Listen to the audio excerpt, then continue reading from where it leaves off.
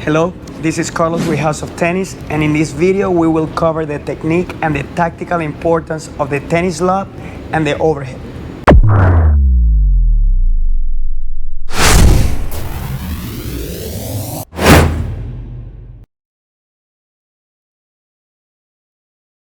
The overhead is an aggressive shot and is normally used to finish the point in response to a defensive shot from your opponent, which is usually a lob. It is similar to the serve in terms of the execution, but since the incoming ball is moving, the footwork and setup happens to be a little different. The overhead can be executed close to the baseline, in the middle of the court, or near the net.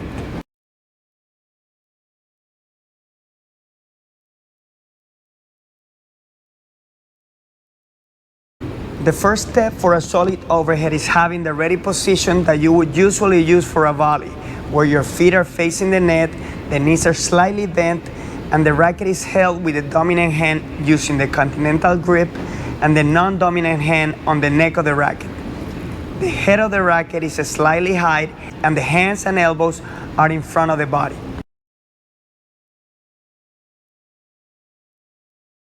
As soon as you recognize that the incoming ball is an overhead, the first step is turning the shoulders and body to the side in order to get into the trophy position by getting the dominant arm slightly bent with the racket pointing upwards. A long take back to get to the trophy position like on the serve is not necessary, since a quick abbreviated setup is better for a successful overhead. Then get the non-dominant hip out, and doing this will lower your dominant arm shoulder in order to create more leverage and power. Also raise the non-dominant hand towards the ball to have a point of reference to the shot or as a ball tracker in order to maintain balance.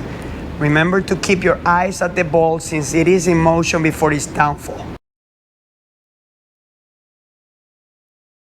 After a solid turn, the next step is to set up and move properly by taking the necessary steps and stay right under the ball. Move your legs continuously and coordinate your movement, looking to make contact fully extended. The steps to adjust your position on the court should be quick and short. This will help you maintain balance and the correct body position for contact. Also, the movement varies depending on the location of the incoming lob.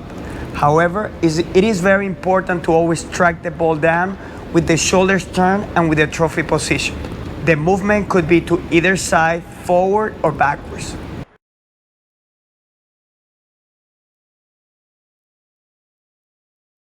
If you want to improve your body rotation and you want to have a nice and smooth contact with the ball, it's very important to understand the concept of pronation and understand the throwing motion biomechanics. Now, in order to understand the basics of the mechanical foundation of the throw, make sure you turn sideways with your elbow up and hand out, and then as your body rotates forward, your hand rotates towards you. Finally, the hand rotates or pronate out again as you release the ball with your arm fully extended. Once that you practice the throw motion, rotation and contact on the overhead will happen in a very natural way.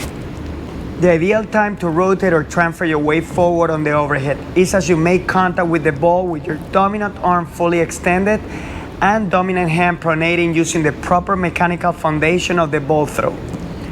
Now, as you make contact with the ball, the non-dominant arm begins the downward trajectory towards the stomach area, and the follow-through should be all the way down across your body.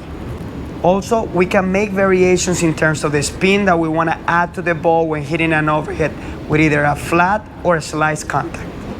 There would also be variance in terms of hitting the overheads with a backwards jump when the ball is behind you and you need to synchronize the jump and the rotation with the contact, or just rotate on the ground when the ball happens to be in front of you.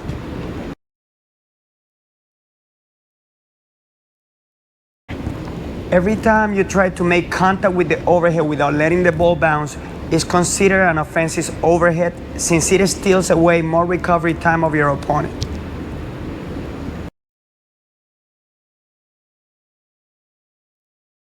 Now, the defensive overhead is necessary when the incoming ball reaches a significant height, happens to be really windy or sunny, or when the ball might be too close to either the sideline or the baseline.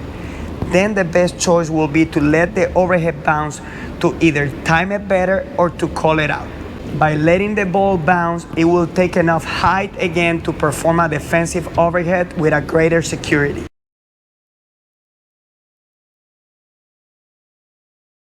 Practice striking the ball down sideways and let it bounce in front of you, and then try to catch it with your non-dominant hand fully extended.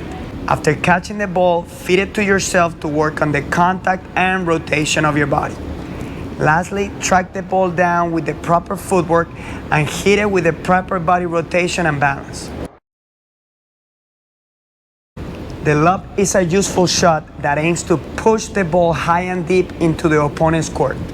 It can be used as a defensive or offensive shot as well. The lob high trajectory is more effective when the opponent is at the net, leaving the baseline open. When you find yourself out of position, either moving behind the baseline or stretched out moving forward when your opponent is dominating the point, you can use a lob as a shot that provides you with the time to be able to recover and get the neutrality of the point and prolong the exchange a little more. The defensive lob is executed by hitting the ball very high with the continental grip and with hardly any spin so that it takes as long as possible to be hit by your opponent. To execute it, you need to get as close to the ball as possible and with a short backswing, contact the ball with an open racket face, enough for it to travel high above your opponent and push him to the back of the court.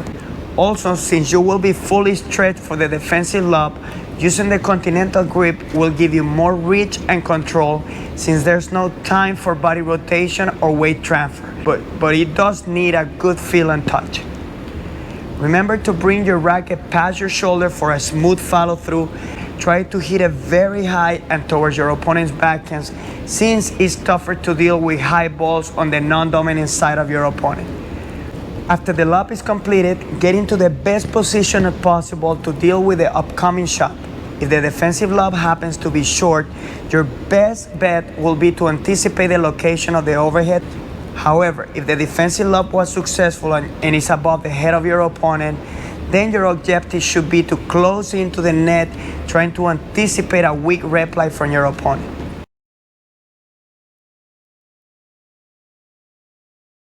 The main goal with the offensive lob is to hit the shot where the ball goes over your opponent's position at the net with greater speed and topspin. A perfectly executed lob will spin high above your opponent, hit the back of the court, and keep with enough speed to make it tough for your opponent to reach it. In order to execute a successful offensive lob, make sure that you use same grips that you use for your regular forehand and backhand. It is very important to disguise the shot by using the same shoulder turn that you use for your ground strokes. The idea is to have an identical preparation until the last minute in order to catch your opponent on its heels. So you should move up for any other shot, but just before you get ready to hit the lob, you should lower the head of the racket a bit more before contact. Also, keeping the wrist firmly and extending the follow through with the upward racket trajectory and a continuous and controlled movement. It's very important to time the shot well with good touch on the wrist and to practice the offensive lob very often in order to develop the proper feel for it. The lob can be an excellent play to keep you in a point when you are on the defensive, but it can also be used as an offensive shot to pass your opponent when he happens to be at the net.